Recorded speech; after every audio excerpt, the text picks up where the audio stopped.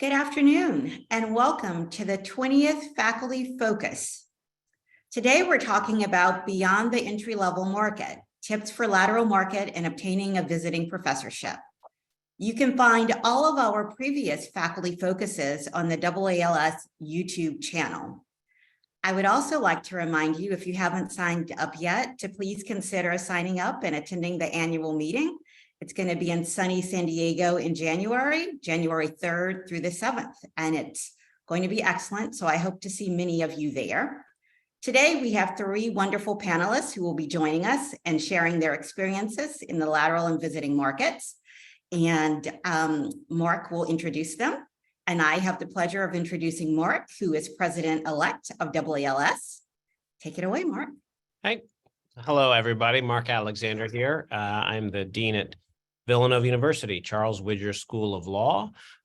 Really pleased to be here for the 20th. It's a remarkable, the 20th Faculty Focus.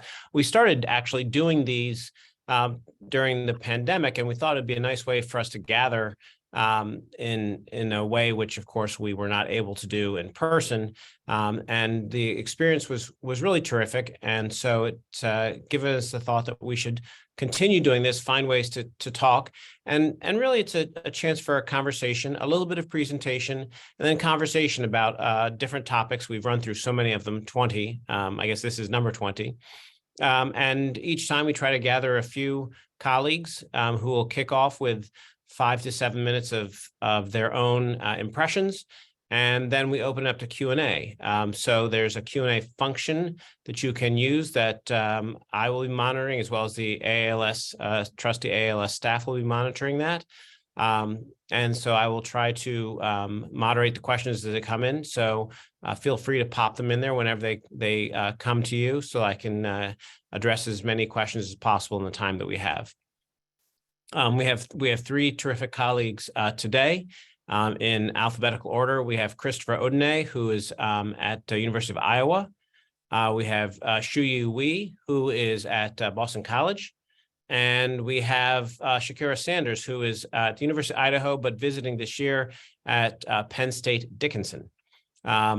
Their bios, I think, are being populated now as we speak, so you can look them up.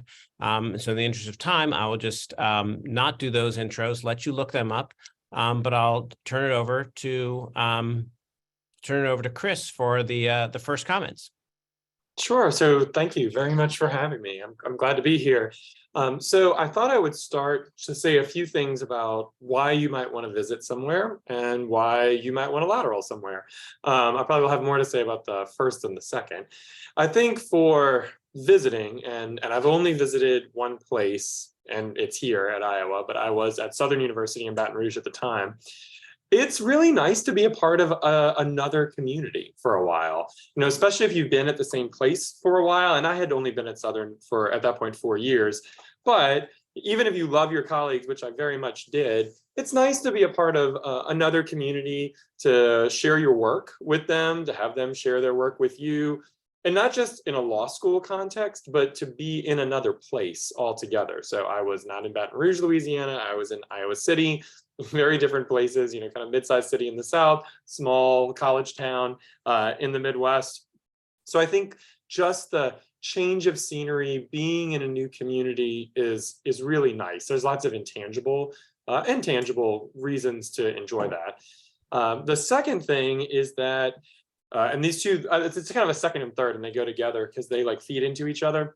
When you visit, you don't have any service work, which is really fantastic. So you don't have any committee work like you do in your home institution. You really are only there to teach.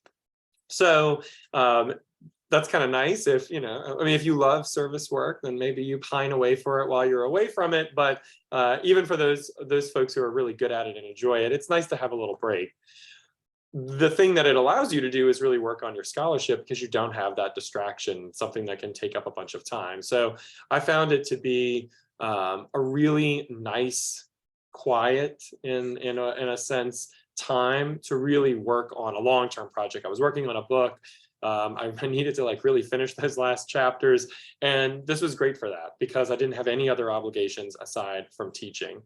Another thing that I think it also helps with even though you are not a part of the governance process at the school that you're visiting at, because you're not on committees and you usually don't go to faculty meetings either, you do pick up things here and there around the lunch table, and you hear about how they organize their committees and how they run their meetings and the things that they do. And so when you go back to your own institution, you have a lot less fidelity to, which I think is a good thing, to like the way it has always been done at your school. And sometimes it makes you realize that the thing that you do at your school that you think is so super important is done like another way or 3 other ways, and it's perfectly fine, and the world like continues to spin. And it may be something that won't work at your school, or maybe it is something that it will work in your school, so you can bring it back with you. So I think those are really tangible and intangible things that come from visiting somewhere else. The other reason that you might want to visit someplace else, and this kind of goes to the lateraling part, is maybe you ultimately want to lateral to that school. So being a part of that community is useful for you to see if this maybe really is a good fit, as opposed to if you just lateraled straight to a school, you know some people there, maybe you've been there for a conference, you go there for the job talk, callback, but you don't really get to be a part of their community and see like sort of the slings and arrows of everyday life unless you're there for like a whole semester. So it's a really nice way to get a feel for a place. And of course, it is an opportunity for them to get a feel for you, to see if they are interested in you as well. I think in terms of, and we can obviously talk more about this in the Q&A, but in terms of obtaining a visit, schools are, I've been on obviously the visitor side only once, but I've been on appointments like, I don't know, for the past like 4 or 5 years, it feels like, at 2 different schools. So I've been on the other side of hiring visitors. And schools are just different in that process. Sometimes it's totally decanal. So the dean or the vice dean identifies needs, curricular needs for podium visits, and then brings someone to the faculty. At other places, it's more driven by the faculty, either by an appointments committee or by like a visiting appointments committee. That's how we do it at Iowa, so the appointments committee. So there's the ad that will be posted. Most schools require an ad. You'll see that like on the faculty lounge or in a subject matter specific blog. So you can always apply that way. But I think it's also a good idea to reach out, like be proactive. If you know people at schools where you would like to visit, it's good to reach out either to someone you know there, or maybe just to reach out to the dean or the vice dean and say, hey, these are my areas. I'm interested. If you ever have a curricular need in my area, I would love to come teach a class for you, or 2 classes, usually teach 2 classes. I can say, like, from being on the other side, sometimes you don't know who is out there and who would be interested. So, it's kind of even better when people come to you and tell you that they're interested, even if it's not going to be for next year because there's not really a curricular need next year, but it may be the next year. So I've reached 3.5 minutes, so I'll stop there. Great. Thank you very much, Chris. And so next we go to Shu Yi. Great. Hi, everyone, and thank you for having me on this panel. So I guess maybe in contrast to Chris, I don't think I know that much about visiting, so maybe I'll talk more about the lateral market. I have visited a couple of times. One was a Zoom hybrid, like Zoom in-person visit, and then another one was, I'm embarrassed, I'm looking at my CV. Yeah, I visited somewhere else when I already had an offer in hand. But I think agree with many of the points that Chris made about the benefits of visiting, with the caveat that I think it can be unexpectedly expensive, not with the going back and forth costs. And then if you have obligations at home, and then you're in a different state, and then there's taxes, so there can be unexpected transaction costs. But those are just something to be aware of. So I guess on lateraling and visiting, which can be related, right, can also not be related. Like some schools might ask you to visit as part of a lateral hiring process, and some schools may be pretty clear that they're not asking you to visit, they're asking you to podium, right? But they're not asking because they're interested in actually hiring. So you want to be clear about that stuff up front. On lateraling, I think my sense is your strategies are going to be sort of heterogeneous depending on what your goals are, right, and what your circumstances are. I think if you're lateraling to get to a very specific geographic location, that can look really different than if you're lateraling because you're trying to flee your home institution, or maybe you're not really looking, but something comes along and you're like, great, that sounds like a great opportunity. And I think your strategies for all those three situations will obviously be a little bit different, right? For me, I think probably I had a list of questions that got circulated. Did I apply directly? I don't think I ever applied directly to a school for a lateral position. I certainly didn't do it through the FAR form once I was already a professor. And I would say sometimes schools, if they're already considering you, they'll ask you to fill out a formal application or send your materials in a formal way online in the forms, but normally when I sent an actual application, it was because someone had asked me to do so, right? What I think worked for me was putting out feelers to people I knew, letting them know that I was interested in potentially moving. And generally what I was looking for, and then those people would talk to their hiring committees. I'll say that with the caveat that I think tax is a pretty specific field, right? It's like, schools are usually, and everyone may disagree with me. I think schools are generally looking for tax because they need a tax person, right? They're not necessarily looking for tax because they're like, this person is going to change the nature of legal theory, right? So in some sense, like what they're looking for in a lateral is a little bit different. But for me, I'm a tax person, right? I think it certainly helped to let other tax professors know I was interested in moving, right? In terms of interview process, again, very variable based on school. I think some schools did do a screener on the phone. Some schools did not, right? Like sort of if you're starting to be a known quantity, some schools just call you back. I think importantly, of course, whether you're visiting. Actually, I would say whether you're visiting or whether you're looking to lateral, I always just make sure I have a paper ready to go, right? And not one that's published, but one that's, in progress, but not so in progress that it is a drafty draft, right? Something that I wouldn't be ashamed to workshop in a real or close to job talk-ish capacity, right? So I think that's important. And then callbacks, I think most of my callbacks were just 1-day callbacks, the usual, same as on the entry-level market, right? So sort of, one thing I'll say for laterals is I think there can be some question about what the school wants to see in a lateral, right? I think some schools, I've never known a school like this, but I hear they exist, right? Want you to sort of give a presentation of your work, right? Who am I? I've been in the profession for 7 years or whatever. What is my platform? What am I about? What is my trajectory? I have found that for me, the majority of schools wanted you to present a paper and, act like you know how to do a faculty workshop, right? So, and I think it can be, if they're looking for A and you do B, that can be a miscommunication. So I think you want to make sure you talk to whoever is in charge of hiring before you actually start doing the talk, right? Just ask, what's the usual practice for laterals? Do you want a survey of my work, or do you want me to argue this actual paper, or do an actual presentation, right? So I think that's just something good to clarify. What else? A question came in on the chat about recommendation laterals. Recommendation, what did I just say? Recommendation letters to lateral. Yeah, I think it's good to line up your references, and sure, it can be awkward in the building. I think it's, if this, others may disagree. I think if you can find someone who in the building who can speak to you as a colleague and say nice things about you without getting you into trouble in your institution, I think that's good.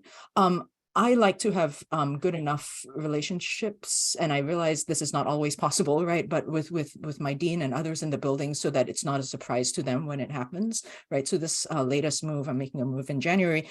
I told my dean, right? I didn't want her to get told by somebody else, right? So I'll say that. And then, yeah, I mean, amount of time to decide, I think, again, varies by school. Going back for an additional visit after getting the offer also varies by school. And then start date also, I think, varies by school. So yeah, I think a long and complicated process. I think I have found targeting geography to be a little harder than targeting other things, right? And so if there is interest in that stuff, I'm happy to talk about that as well. Excellent. Thank you, Shuyi. Shakira. Good afternoon, everyone. Thank you all so much for inviting me, Professors Allen and Dean Alexander. I'm so excited to be here. So I will talk about the visit and the lateral market, and some of my comments overlap. So with regards to the visit market, I have been one of those people who was doing sort of a lot of more of my visits post-pandemic because you could do them on Zoom. And in particular, I was asked about a night class on the East Coast, and I live on the West Coast, so the timing just kind of worked out. And so that's one thing to pay attention to is post-pandemic, or in our pandemic present, as I think of it, the opportunity to do more Zoom visits could continue, such that the burdens of travel and things like that may not be as great. Although oftentimes the Zoom opportunities may be one class as opposed to a full schedule. So you could still be teaching at your home institution, as I did. I took on a 4-credit class at another institution while still teaching my full-time load. But I am now in a post-pandemic physical visit, and I should say the pandemic Zoom visit actually led to an invitation for a physical visit, which I did, and then I sort of followed it up with another visit. So I have done, I was looking at my list here, 4 visits. Only one was prior to the pandemic. It was while I was on a year-long sabbatical, and I kind of needed the money. And so I did a visit for the second half of my sabbatical. But all of the other sabbaticals have come about during the pandemic era. 2 of those were strictly on Zoom, where I just sort of taught an extra class, but 2 have been now physical. So I think about sort of why would you visit? And I would say the same reasons why you visit are probably the same reasons why you think about a lateral position. Maybe you're desperate at your home institution. Maybe you love your home institution, but you're exhausted. Maybe you're just curious, right, about other institutions and how things run there. Maybe you receive an offer you cannot refuse. Perhaps there are leadership opportunities at another institution that are available for either while during a visit or a lateral. And then there are all types of community and locational issues that you may want to think about. And I can say for myself, I have visited for all of those reasons: desperation, exhaustion, offers I can't refuse, curiosity, and there's really no shame in what takes you to that visit opportunity. So that's something I just want to make sure everyone learns. But one thing you do need to know is understand the benefits of, or the burdens of, where you visit. Of course, the benefits can be more money, the change itself. Sometimes your home institution is like, wow, that's a great school, go visit. So we can put it on your bio on our website that we've got really great professors who other people want. Some of the burdens of the visit is they can be quick, especially if they're a semester. You could feel lost not being a part of that community, especially if you're not invited to or expected to do service or go to faculty meetings. Of course, the lack of service and faculty meetings can be a huge benefit of the visit too. I feel like it was a double-edged sword in many ways. And then I think sometimes if you're visiting at a school that's just higher ranked than your home institution, it can be beneficial for your scholarship to have that visit on your byline. But finally, and I started my timer, so I've got less than a minute left. I'll just say, make sure you know the terms of your visit. There actually can be service. One of the visits I've had physically, there is service. One of the visits, there was not service. And of course, no podium, and I should say another visit I did, two of the visits I did had service. One time I planned a whole conference, and another visit, it was just sort of serving on a committee and showing up at faculty meetings. And some of this can make the difference between whether you're in a podium visit versus a look-see. Now, with the podium visits, don't believe them if they tell you that they are not looking at you. There's a very good chance that they could still be looking at you, even if they did not intend to look at you. And with the look-see, do not presume that you kind of are on easy street, that you're skating right on through, even if they're saying, we really want you, we really want you, we really want you. So I am 21 seconds over my 5 minutes. My apologies. That's very courteous of you to count the seconds. I was not counting the seconds, but I appreciate you all moving along. I saw actually, Chris, I saw you raised your hand. I don't know if that was just like me too, or if you wanted to add on to that point about look-see versus podium. No, I meant to do like a thumbs up, but I mean, like, shouldn't I know how to use Zoom now? But I totally agree. And it really connects to something that Shu Yi said. And I guess if I would have more time, maybe I would have said some more about this in the beginning. It is important to know whether or not it is a look-see or a podium visit. As opposed to like a reverse look-see, like Shu Yi's, where you have an offer in hand and you're really like, it's for you to decide, no, actually, I'm not coming. I think in my experience, I don't know, I'd be interested to hear what everyone else has to say. I don't hear about look-sees that often. I find podium visits to be far more common. But that being said, I think you really have to, as a candidate or as a visitor on the other side, you are well served to treat every podium visit as a look-see visit. Because you never really know. You don't know, like, if the school actually is looking at you, but they don't want to make that kind of commitment to you on the front end that we're going to let you do a job talk and we're going to promise you a vote. But it may be something even more diffuse than that, where they don't even really know that they're looking at you that seriously, but actually next year or the year after they have a need and they're like, oh my gosh, what about that person who visited? I really like them. It turns out this is like a retroactive look-see. We really like them, which I think makes it all the more important. And this was Shu Yi's point, whether it's a look-see or a podium visit, you show up with a paper that's pretty polished. Not completely, but presentable, that you'll be able to get critiques on, but that you can defend because it's far enough along. So you can arguably and credibly say, I want your comments, I can make changes, but you also, it's not like an early stage sort of thing. Sometimes if the visit comes like kind of late, you might not have something like that in the works, and that's just, okay, well, that's just the way it is. But if you can plan and control for that a little bit, I think it's very worth it. Shakira, did you want to add to that? Yeah, I was just gonna say, even if they tell you it's a look-see, right? I don't know, their plans could change. And so I think it's kind of uncertain, right? Sometimes it's like, oh, well, maybe, think about maybe if we want you to come with us, but then you get there and maybe their plans have changed in terms of their hiring. So I think it's a lot of uncertainty regardless of what you're told. And so I would say don't get lulled in on either end, whether it is or is not a look-see. But I do think it's important to ask just to get a sense of where the institution is. And I would just add in something there, and then, well, first encourage people to throw questions into the Q&A. But I would also add something there, sort of building on Chris's original point about a reason to go somewhere else, is you get perspective on how people do things differently. A corollary of that is you don't know how it works at that other school.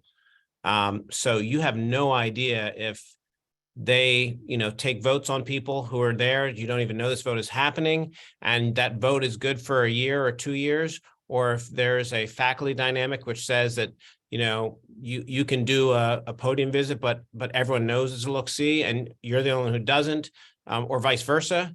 So it is important, I think, to all of your points, that, sort of thinking about it from my perspective, I guess, as an administrator, we've got our ways in which we do things, and every school does. And you don't know that coming from your school, what might be going on. And I, as the dean, I'm always looking at who might be the next person to walk in the door. And there are people who are always thinking that. So definitely find out as much as you can, but also, as she is saying, like, show up with a paper if you can too. By the way, that's the one corollary to that is you may be just doing it for, as everyone talked about, just like chance to get away. And you are the happiest person living where you live, but you think this is a cool job where I get to go away for a period and I will never leave this place. And you just want to get away, so you don't have to bring a paper if you're convinced you never want to leave where you happen to be. Let me go into the Q&A. We've got a few questions building up here. And let me actually, let me just put them out to everybody. Actually, I'll start because I'll start with a question. I'll throw it to Chris for a second. Can visiting have a negative impact? I would actually say to my panelists, let's hold on and talk about the answers. Sorry. So I know you were just typing an answer. Chris, you want to answer that question to everybody? When should we tell our deans? And I'll do that one first. What do you think about telling deans and colleagues?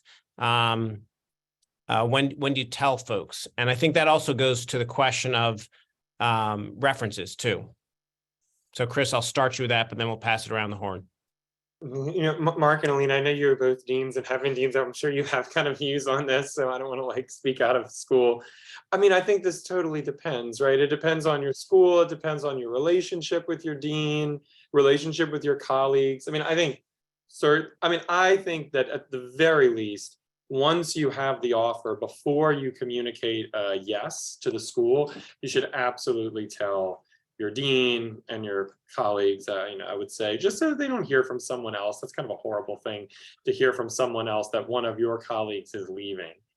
I think the harder question is, do you tell people while you're looking and or while you're in the process and you're about to go do the job talk or what have you?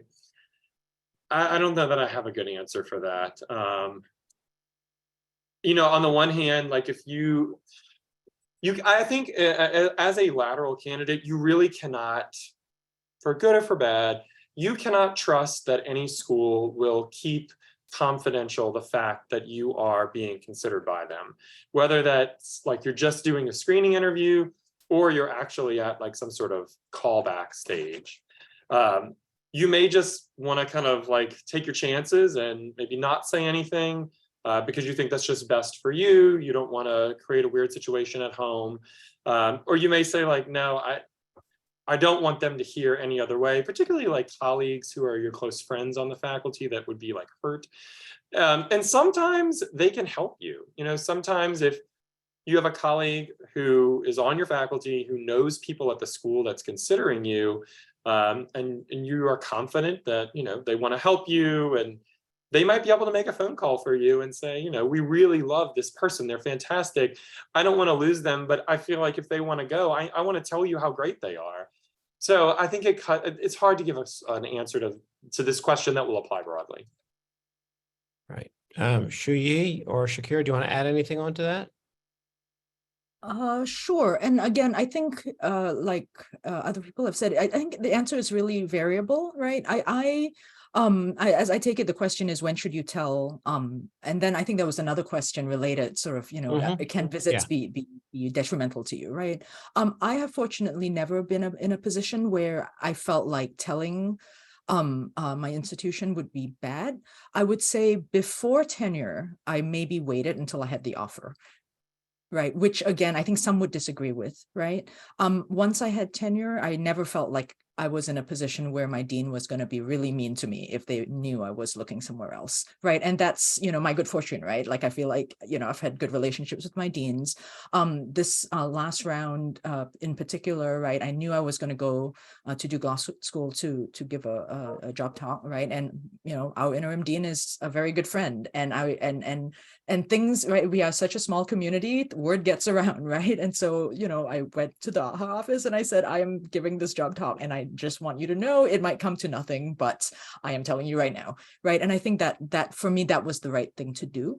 And similarly on the visiting thing, I feel like BC has always been amazing about all of that, right? Sort of, I had an opportunity to hybrid visit at Yale, and, it's now they have to find someone else to cover my course, but also, it's international tax, and it's like everybody wants to teach it, and there's not enough opportunity to teach it. So, and they were like, sure, of course, we'll find someone to cover you. It'll be great, right?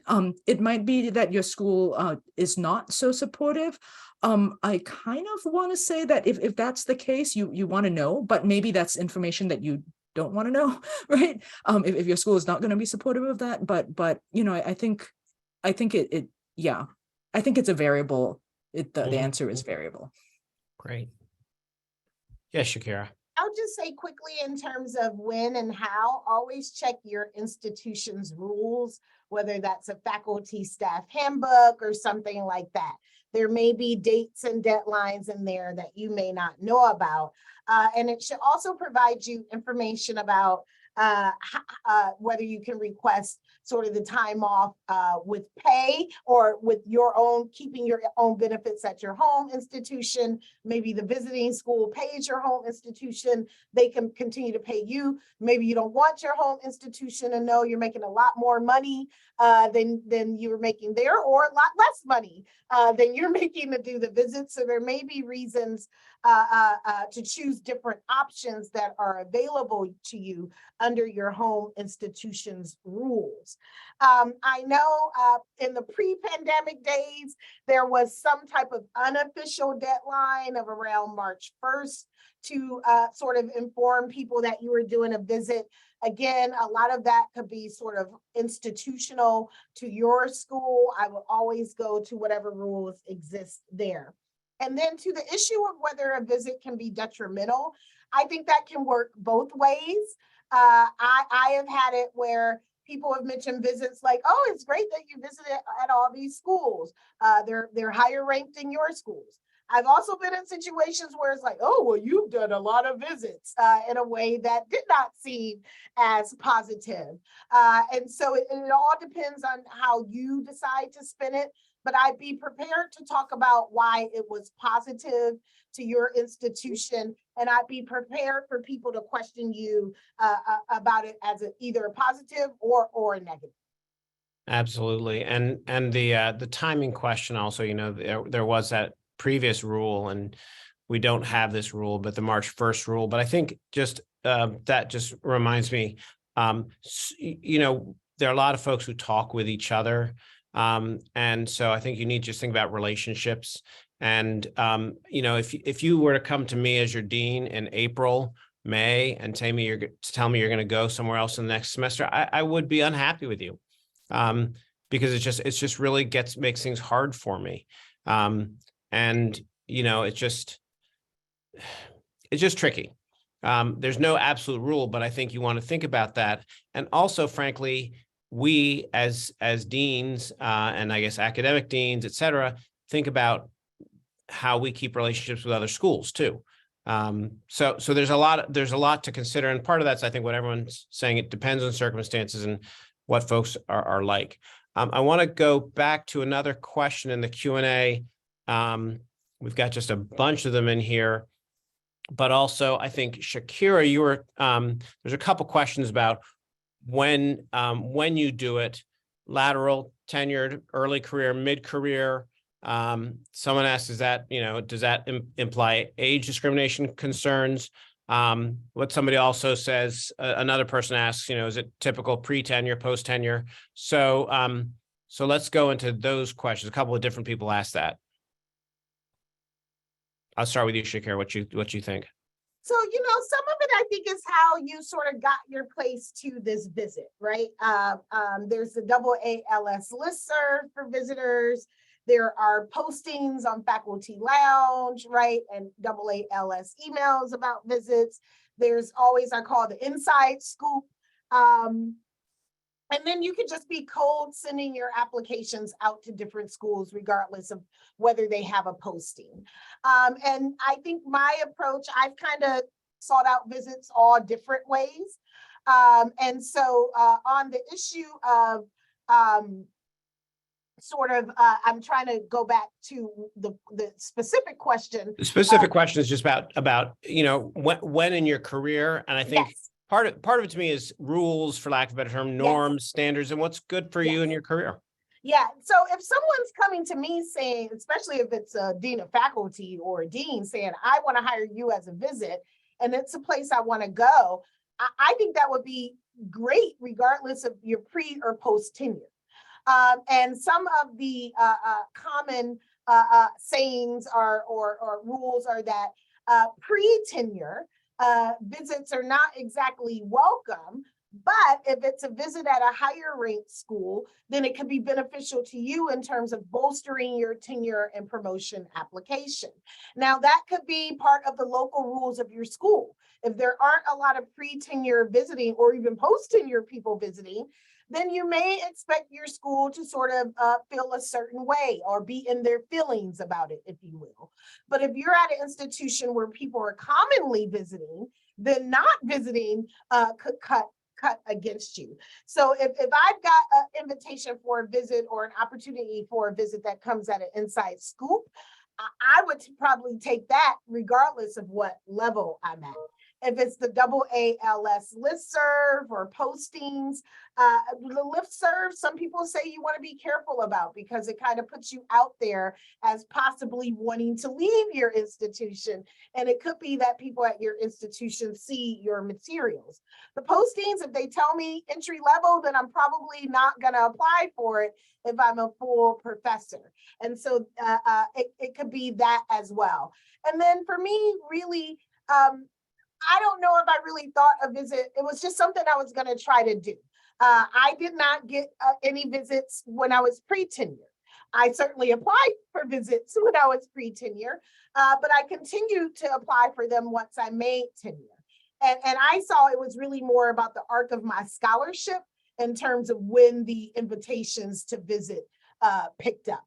And then some of my own vocalness with regards to people knowing that my relationship with my home institution was not ideal.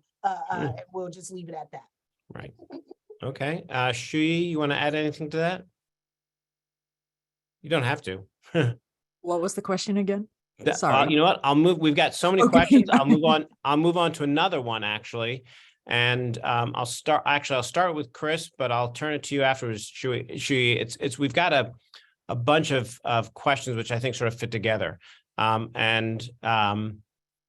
read them all and they all fit, I think. One, what can professors do to be proactive about creating lateral opportunities versus just waiting for schools to reach out to you?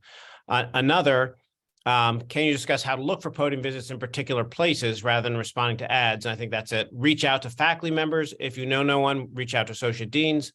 And then a third question, which I think is related, tips. Do you have tips as to how one should assess one's competitiveness on the lateral market? Put another way, what tips do you have regarding how one assesses one's chance of getting a position generally or with respect to a specific institution? So it's to me, it's about sort of the first half of that, and I'll start with Chris and to Shuyi, is what can you do about creating opportunities? And then in that context, how do you, how do you assess your own competitiveness? Are you going to be getting what's the type of offer where you realistically could be, getting opportunities? So I'll put those three together and throw them out to our colleagues. All right, so I do have a few things to say about this. Great. Both having lateral twice and been on appointments at two schools where we hired laterals. So I think what's difficult about lateraling is that there's no clear path. So if you want to be on the entry-level market, we all know how you do it. You submit through the FAR, you're in the first distribution or the second distribution, third distribution, you go to AALS, or we don't go to AALS anymore, you go to Zoomland. But like, there's a path, there's like a total path, there's like a channeling of all of the entry-level candidates. There is no such thing with laterals. I mean, lateraling happens in like so many different ways. So I think the way that you are competitive is, first, you have to put yourself in a good position to be an attractive lateral candidate. And there are things that you can do. First, and I think you have to be delicate about the way you do this, but that is to let people know that you are interested. You know, let it be known. And I think like it's dangerous to kind of like put it out over listservs and what have you, but strategically talk to people at schools where you want to be, but I think more importantly, in your field. Talk to people in your field, particularly people who are prominent or who are well known or who are like sort of out there presenting their work a lot, so that they have strong networks across different schools. Let them know that you are interested in being considered for a lateral position. And then of course, you know, you'll communicate geographic limitations, what have you. Certainly, like, you can apply to a job ad that is, you know, we're hiring, including laterals. You know, that's one way. In my experience, that is not the way that most laterals get hired. Most laterals are hired because the appointments committee has identified you, either because someone at the school has identified you as someone who we would want to come here, or others have nominated you from other schools saying like, hey, I know you're looking in commercial law, you should really talk to blank. They're very good. They would like to be at a different school. They would like to be in your geographic region. You should really look at them. And this is going to sound, and I don't think this is true everywhere, but I have found this to be true, you know, the times that I've been involved in this. This is going to sound a little silly. Keep your bio on your law school's website updated, and keep the linked CV updated often. Because sometimes when appointments is just looking at they gather together a bunch of names of people in the field, and they're trying to say like, okay, who do we want to reach out to? Whose scholarship do maybe we want to grab and start reading?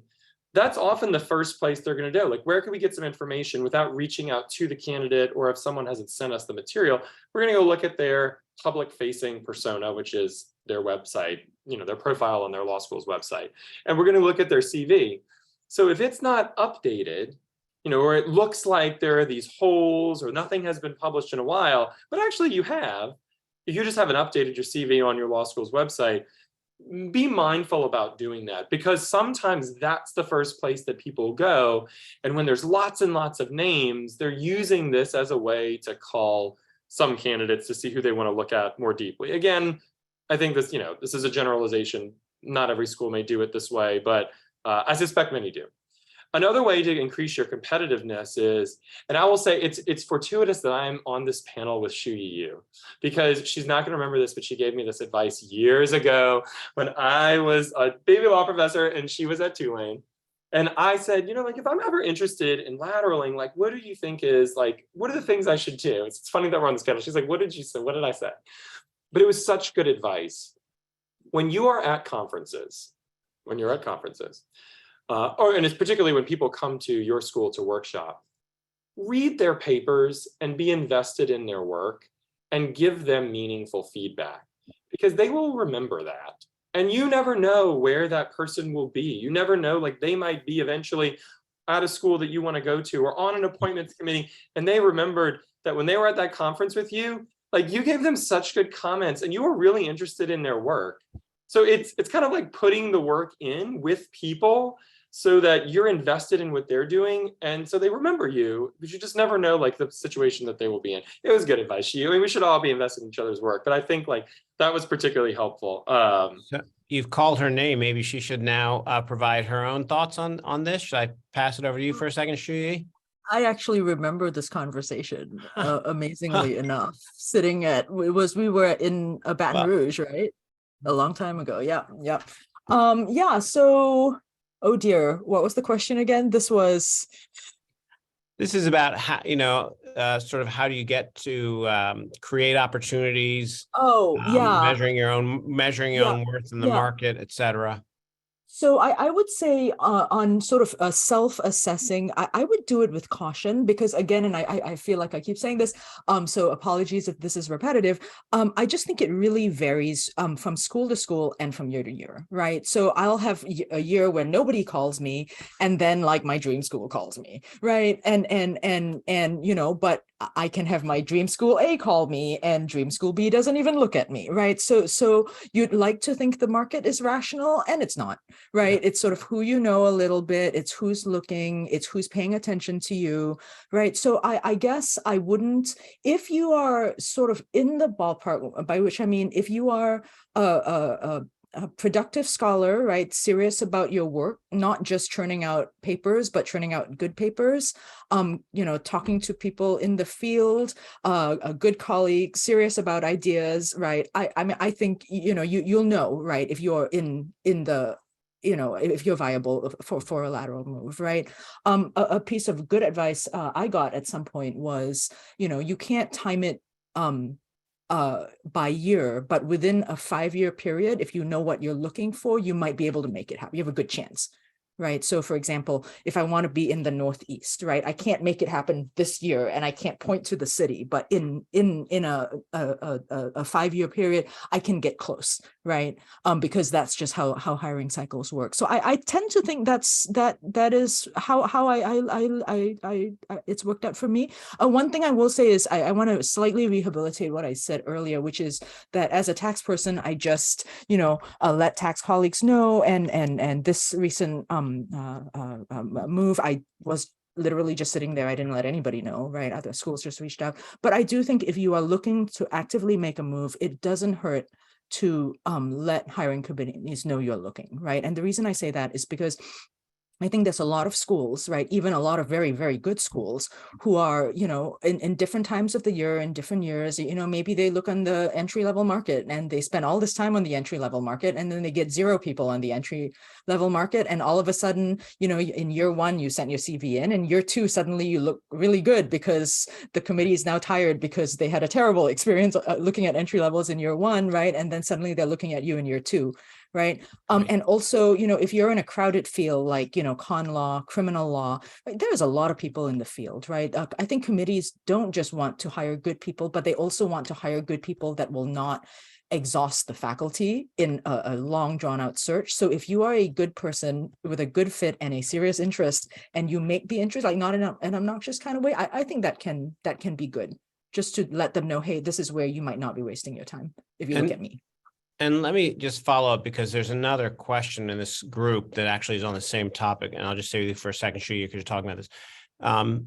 Same basic question, but one particular, if you reach out to, you know, cold contact deans and associate deans, do you think there are better or worse times of the year to do so?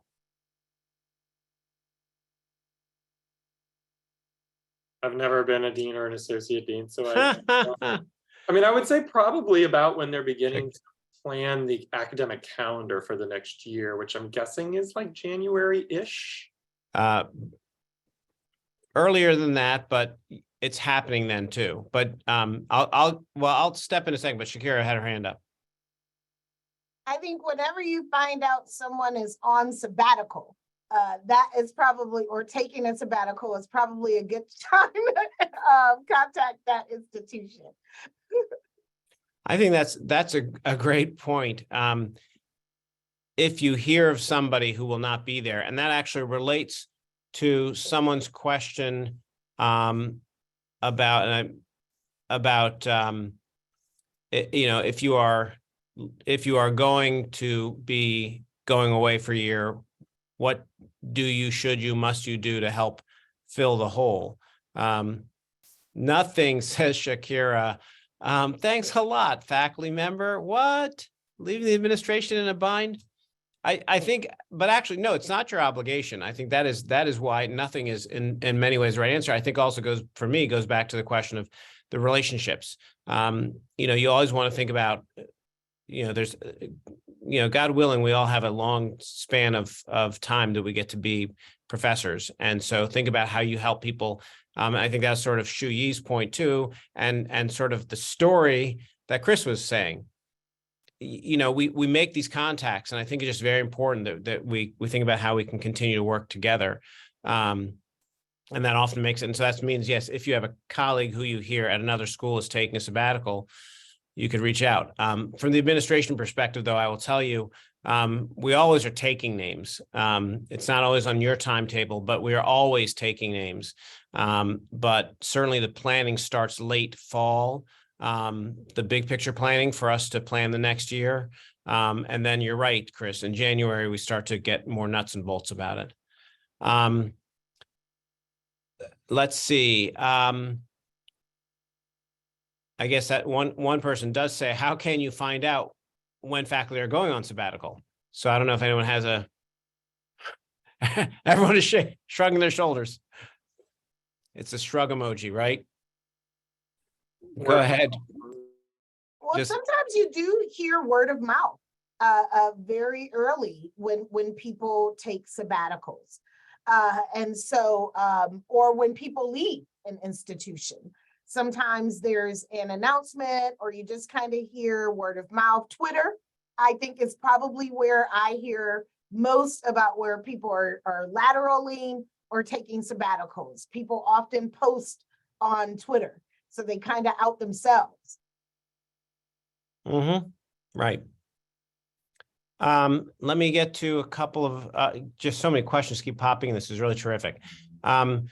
We've sort of touched on this, but I'll put two questions together to circle back to something that seems to be on a lot of people's minds. So, talking about pre-tenure lateral considerations, not visitorships, which also ties into another question, which is, does letting people know that you're not happy with your home institution hurt you? So I think it's pre-tenure considerations. Are you hurting yourself in some way for your consideration for tenure? And I think that's related to the letting people know. And I know we talked about it a little bit, but maybe worth just if one of you or more want to give a 30 seconds on why it helps you or hurts you pre-tenure, how to mitigate any negative and to accentuate the positive. Well, I'll just say with regards to how to talk about your home institution, even if everybody on earth knows that it is a fiery, hot mess, you still want to be very positive about your home institution. And the way I do that is really focusing on the students at my home institution and talking about how wonderful I think they are. And if I want to say something great about my faculty, I'll do that too. And it can be really difficult to talk about your home institution. So there may be ways for you to just dodge the question as well. And you can blandly say, oh, I plan to go back, right? And just leave it at that. Or you can go on and on about how great your students are. Excellent. All Yeah, right. Let me throw out another question from in here. Sorry, just making sure I'm covering all of these. Mark, I think. Yeah, go ahead, Chris. I just wanted to say something about lateraling pre-tenure, if that was the question, because I did. And I think like that is something. Shu Yi, I can't remember, did you lateral from Tulane to BC? You were already tenured, I think, right? I was already tenured, but I had opportunities before that were pre-tenure. So I can say something about that as well, but go ahead. So I went to Oklahoma from Southern and I was pre-tenure, but I was like I was like on the cusp of my tenure vote. So I think that's something to think about, right? If you're, so I mean, ideal, what's the ideal? The school that is going to lateral you over will bring you with tenure. So they will put you through the tenure process as part of hiring you. But sometimes like you're too far, like you still have some years because you're not like quite on the doorstep, or like the school just doesn't want to do that. I think that's where you have to do some negotiating. Like you're going to have some conversations.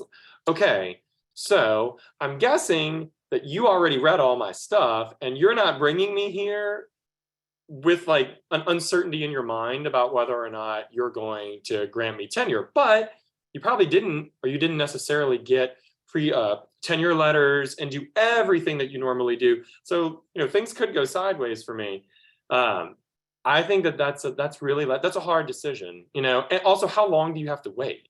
You know, is it just 1 year, then they put you up? That may give you some comfort because you're like, okay, well, it'll happen soon.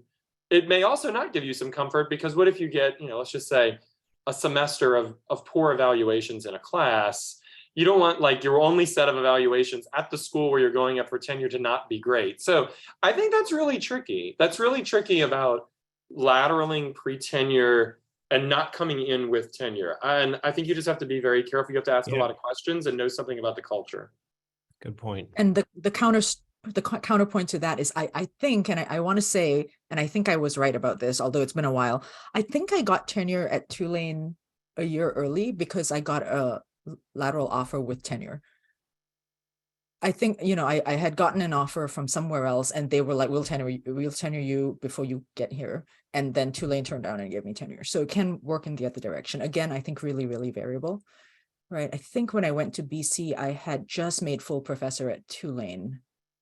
And BC said, we want to do our own process for promotion to full, so we won't make you full professor. Can you live with that for a year? And I said, well, if it doesn't happen in a year, I have bigger problems than full professor. You know what I'm saying? Like if the dean says they're going to do it and it doesn't happen, like I have bigger problems in this life, right? So I was like, fine, and that's fine. And a year later, they promote me to full. So I think it really depends on the school and the sort of relationship you have with the people there, and also who's in charge, right? Which is, as we know, can be quite variable. So Shakira, you have your hand up, and then we're gonna lightning round the rest of this.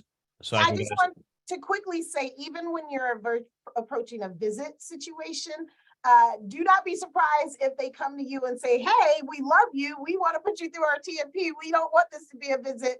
We want to make this more permanent. So just be prepared for that. It has happened to me. And do not presume your home institution is just going to hand over your tenure file or your full professorship file. I have had known people to have a lot of trouble getting that information. So you do kind of want to be prepared to go through that process all over again with a brand new institution. And it can be a lengthy process, which can affect when you start to tell people that you're leaving. Great. All right, so we are I'll ask each question here. We've got just a few to run through still. I'll ask 15 seconds on an answer so we can get these last ones. You can all do it. One question, I'll give it to Shakira. Some faculty cannot relocate easily, even for a semester. How much Zoom visiting is going on right now, and what courses lend themselves to it? So you mentioned that in your opening, but 15 seconds. Yeah, I don't know how long it's going to last. I would think for electives and small group classes, we could see Zoom as a permanent feature. And so the ability to sort of visit that way. But I have taught via Zoom at other schools, big, large, 100-person doctrinal required courses. And I keep seeing Zoom invitations for visits for big courses. So I don't know for sure now. Great. Question here. Well, I'll give to Shu Yi. The AAUP frowns upon schools using collegiality in quotes as a synonym for your liked or disliked. How heavily does the non-AAUP conception of collegiality impact someone's chance of landing a visitor or lateral position? That's maybe a longer question, so it may be unfair to get 15 seconds, but give me one reaction. I don't know what the non-AAUP conception of collegiality is. Like, I don't know what that. I guess the broader question maybe just how do you think, what does collegiality, how does that play into this? Which is just, maybe that's just too much of that's a long hour-long discussion, okay, maybe. So I guess my 15 seconds is, I think, and I'll say this as someone who's been on a lot of hiring committees, I think when you're hiring laterals, you're thinking of it as forever, but only in one direction, as in they can leave you, but you can't leave them. Right. And so I think that when people start worrying about, making sure that the people in the building are good people, I think that's what they're worried about. Like with tenure, they want to make sure, yeah. Okay, one person just said, so the new institution actually solicits tenure letters in response to a previous thing. Yes, if they're putting you through the process, they could do that. It's whatever their process happens to be. I'll do one more very quickly. Do we have time, Elena, or should I cut it off here? Time to cut it off. This has been awesome. Great. Our 20th one is even better than the first. And kick it. Anything else from you, Elena? No, thank you so much for joining us. We appreciate you giving us an hour of your day. Thank you, everybody. This has been really wonderful. Thanks to our panelists. Thanks to all of you for joining us. A large attendance. Have a great day. We'll see you again next semester.